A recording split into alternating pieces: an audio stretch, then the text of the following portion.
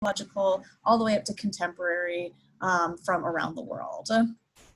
So since I see you on my screen, Persis, I'll turn it over to you so we can hear about the Center for Iranian Diaspora Studies. Hey, hi everyone. My name is Persis Karim. The Center for Iranian Diaspora Studies is a relatively new entity on campus. It was established in 2017 with an endowment from the Neda Nobari, who's a San Francisco State alum. And our mission at the center is to promote new research and scholarship on the Iranian diaspora. As you may or may not know, more than 3 million Iranians left Iran at the start of the 1979 revolution. And since then, up until recently, when the Muslim ban was instituted in this country, Iranians were largely migrating out of Iran to North America, and the Bay Area and California and Los Angeles are sort of the epicenters for those populations. So we're interested in promoting scholarship and research about these populations that live outside of Iran, looking at the ways that they have created, innovated, and married Iranian culture to the locations where they are. We're currently working on several projects. One of them is a documentary film about Iranians in the San Francisco Bay Area, which is a collaboration between the center and the DocFilm Institute, who you'll be hearing from later. We're also working on a digital archive project, which was funded with a grant from the National Endowment for the Humanities. Last year, we hosted the first ever international conference on Iranian diaspora studies, which you just saw in that last slide. We've hosted a number of programs and events, such as this one at the Global Museum. It was a collaboration with the Global Museum. So we do events and programs, as well as speakers, inviting scholars, and then we have those two primary projects that we're working on. And our vision is to create a conversation where there hasn't been one before about the Iranian diaspora globally and inside of California. Thanks, and since I see you on the screen, Steve and Elise, I'll hand it over to the Poetry Center. Great, thank you so much, Persis. And thank you all for organizing this thing today, that we can all get together from our various homes. The Poetry Center, people have been saying their organizations are relatively new. The Poetry Center has been around since the campus at its current location has been around in the 1950s. And since that time, we've been hosting and recording events by poets. Langston Hughes was at SF State, thanks to the Poetry Center. William Carlos Williams, the beat writers were most of them were young, in their 20s when they were first recorded for the Poetry Center. And so our legacy goes way back. We presently host around 20 events a year in this virtual realm. When we're in the live, you know, in situ kinds of events, we're hosting roughly 30 events per year. These are both on and off campus. On campus, we collaborate with a lot of the other centers. The DocFilm Institute, for instance, we've been working with videographers and support from the DocFilm Institute for the last 6 years, I believe. We're entering our 6th year of they filming our live events, and this year filming, working with editing the programs for our online events. We're going to have 10 programs this fall. Some outstanding stuff is happening. We'll have an open with an event with 4 graduate students. It's rare for us that students are invited to read in our writing series, reading series rather. And but 4 graduate students who were awarded the Audre Lorde Award this year that we've reconstituted. We had a little windfall of funding in the winter, and so we put some of that funds toward this student award. And big things coming up. We have an event which is centered, it's called Poetry and Protest, and it's centered around the work and legacy of Audre Lorde and Pat Parker, two radical Black lesbian poets, one on the East Coast, one on the West. That's happening later this fall. We're doing an event around Bob Kaufman's collected poems, and so many, many things. But also the archive is the second component of our program, and we host presently around 300 programs at our Poetry Center archive. So yes, you can find us on the websites. Thank you. And I don't know who is next. I'm sorry. Anybody you want. Anybody I want. I keep seeing Persis. Pick Sumya. Sumya.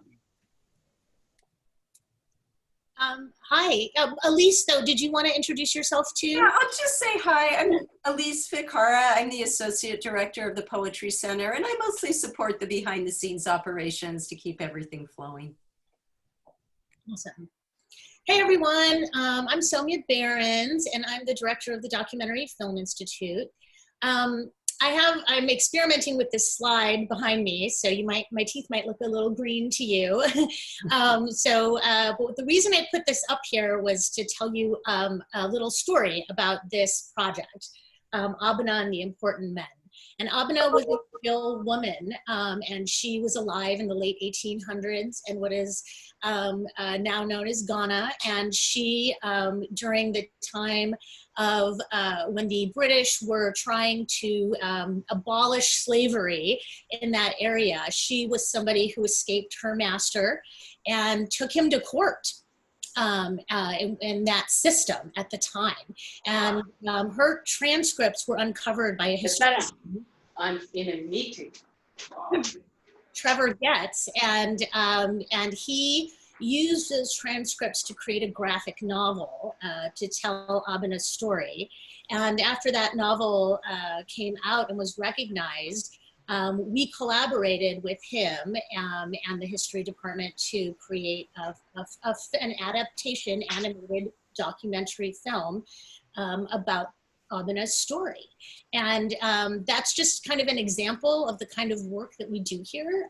What was so incredible about this project was that we used students to voice the characters from the story. We used faculty and staff and people who were embedded here in the San Francisco State community to give voice, to walk in the shoes of Abena and the people that she lived with, and we created this thing. And that's what we do at the Documentary Film Institute.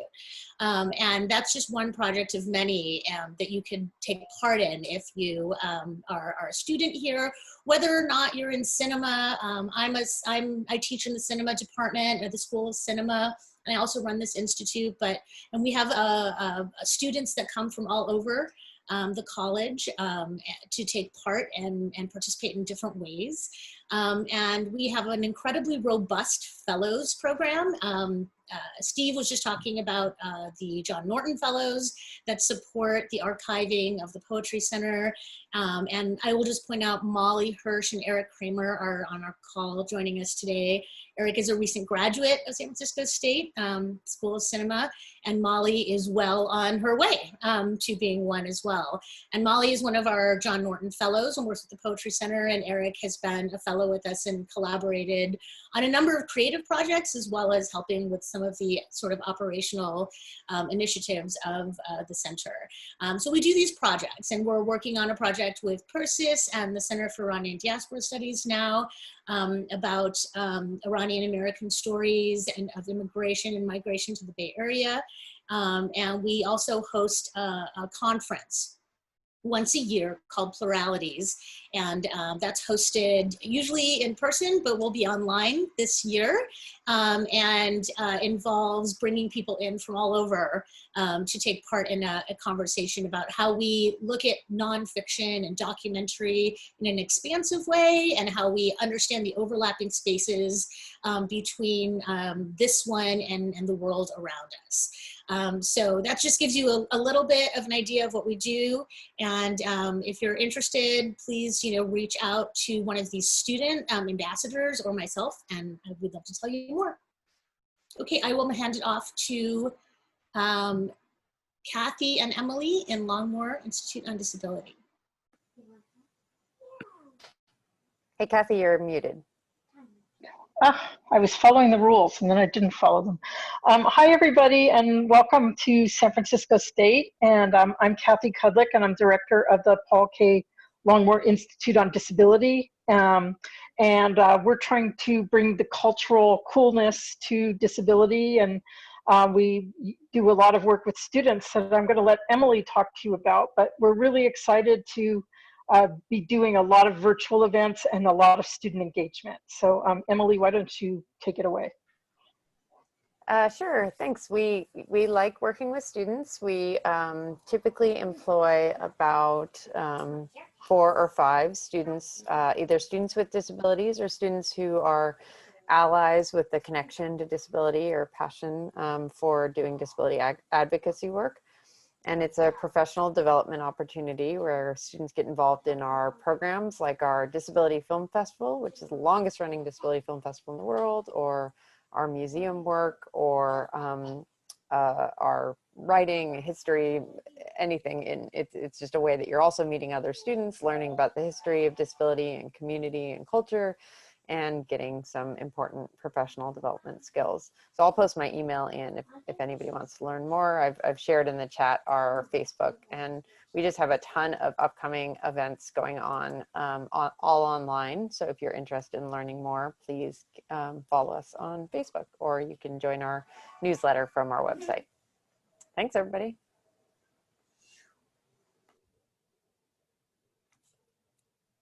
I could jump in. Oh yeah, sorry, Chris. Yeah, no problem. Hi, so my name is Chris Weinberger. I'm the executive director of the Elena Takayama Center for the Study of Japan and Japanese Culture. And the broad mission is to support the study of Japan at the university and to promote cultural understanding between Japan and the US. This includes scholarships for students from Japan to come to the US to study at SFSU, and vice versa, scholarships for students here at SFSU to go to Japan. This year, we won't be having any of those for obvious reasons, I think, and a lot of our in-person events will be temporarily on hiatus for the fall semester, but we offer students a really broad array of potential services. We're kind of, at the moment, we're really in a student-focused phase. So we are promoting all sorts of research groups and opportunities for students. We are working closely with the Japanese Student Association on campus, but also with local organizations like the Japan Society, Asia Foundation, Commonwealth Club, and other Japan-related organizations to host a number of events. These include cultural celebrations, holiday celebrations, food making events, festivals. We have regular anime screenings almost weekly now, or at least pre-pandemic. We have video game nights. We have all sorts of language learning opportunities 3 to 4 days a week. We have language partner activities. We have some calligraphy events and things like that. We have a growing manga library now with hundreds of manga, comic books, and also some Japanese novels and some works of poetry and scholarship. We sponsor job fairs. We have events and programs. We have brought theatrical events to campus. We have speakers and politicians come. The Consul General, in fact, came and gave a speech on economics a year and a half back, 2 years back. And then even as recently as this past March, we brought a group of about 25 SFSU faculty and students to the Consul General's residence for a party event in which scholars, politicians, and professionals in various fields, from computer programming and graphic design all the way down to microbiology, came to talk with students about their possible Japan-related research interests. So these are the kinds of events we like to promote, and encourage anyone interested in those to reach out. Thank you. And I think Sharon and Kevin are next. Yes, Kevin, can you unmute as well? So I'm Sharon Bliss. I'm the director of the Fine Arts Gallery on campus, and my colleague Kevin Chen, who's the curator for our space, is here as well. We also organize, we're scrolling through right now. So there's a live, when we're live on campus, we have a brick and mortar space that's free and open to the public.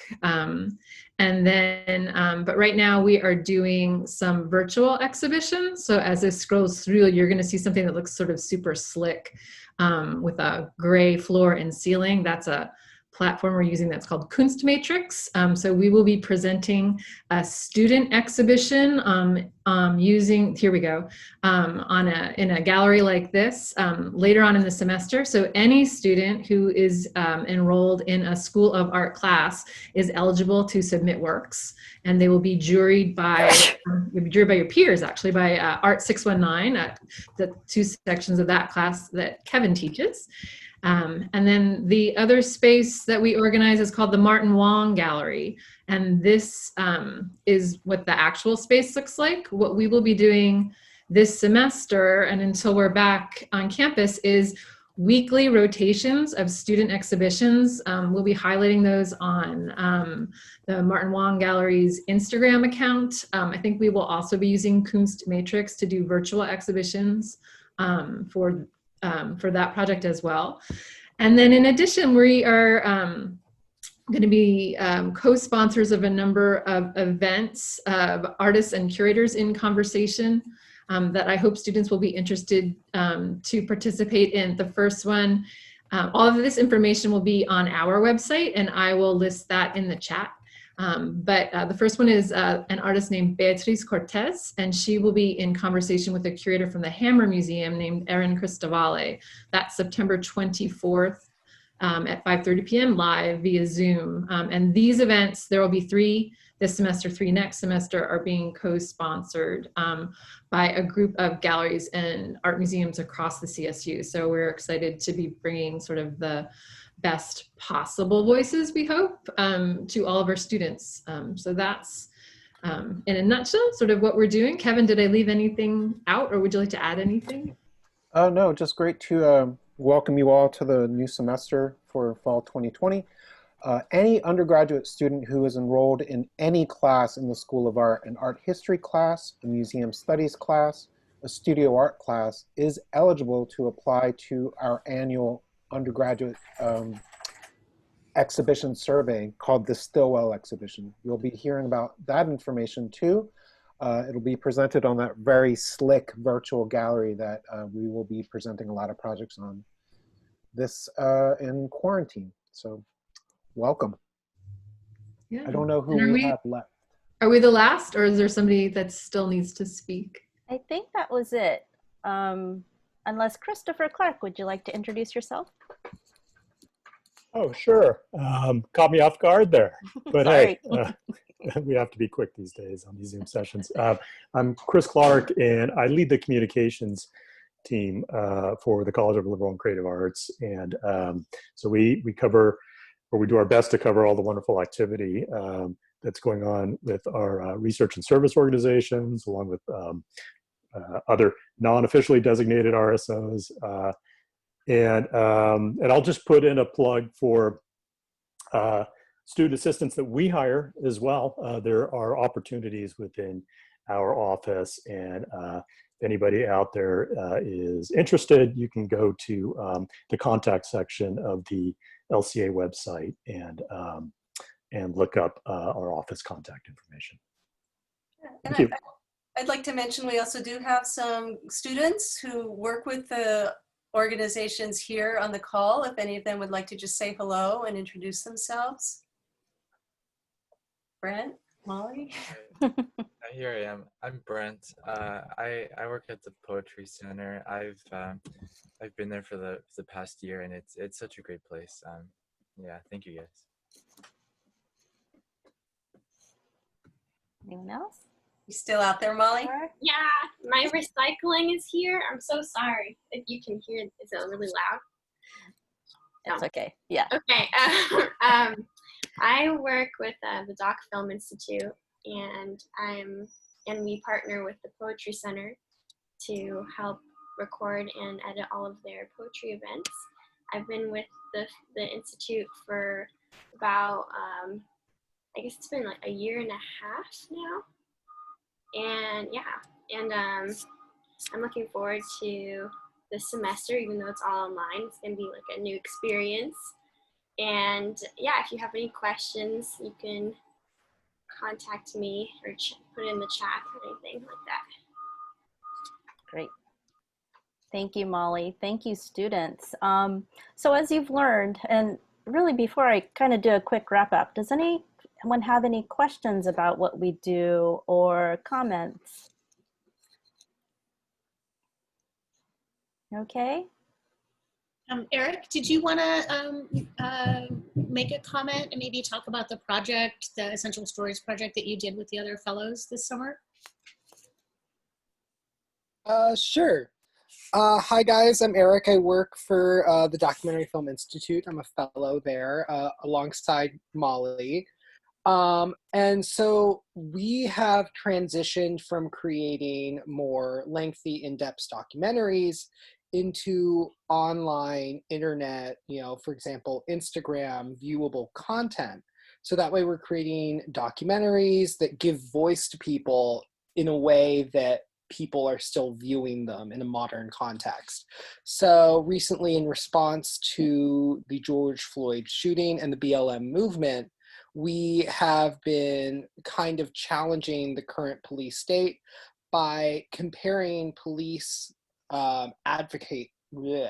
police recruitment videos with the actual reality of what happens on the streets and what happens when police are not held accountable. And so, for example, we created 30-second video content comparing recruitment videos to the actual onset of abuse of African Americans on the streets.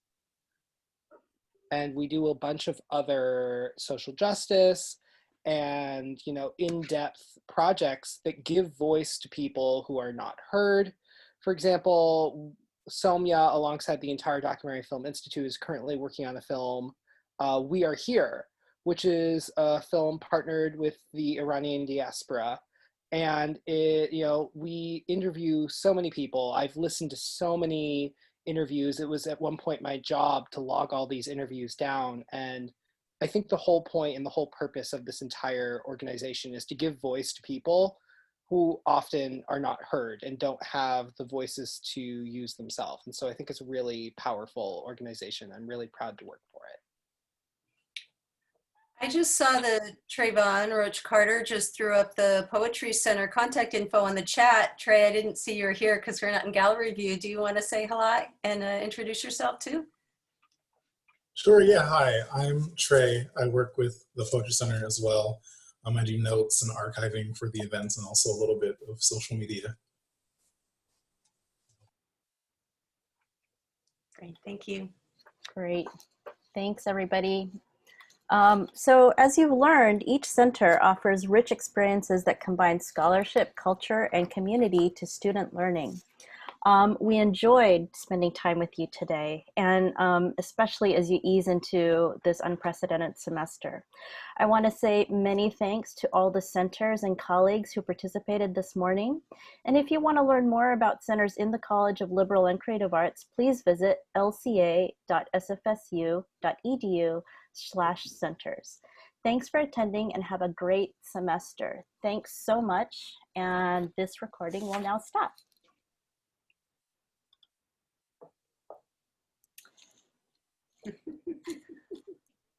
Thanks, guys.